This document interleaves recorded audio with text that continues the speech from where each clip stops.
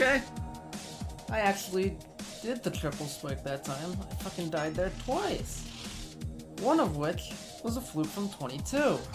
Within like my first 10 attempts from playing, I fluked from 22 to 93. The last jump.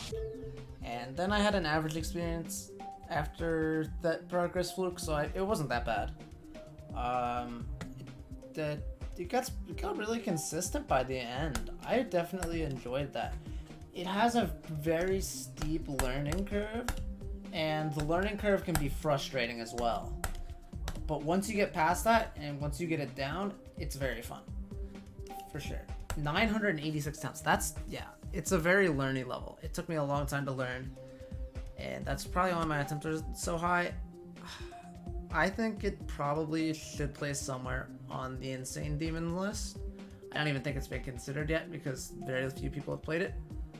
But I totally recommend this if you can overcome the learning curve. I mean, a good amount of the learning is totally like carried by the block gimmick in the first half with the cube and the UFO, or like with like the holding and releasing.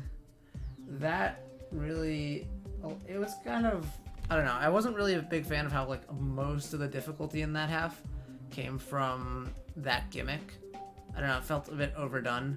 But the second half gameplay is extremely fun once you learn it. Like, the duel is great, and I really like the ship and the wave there, too.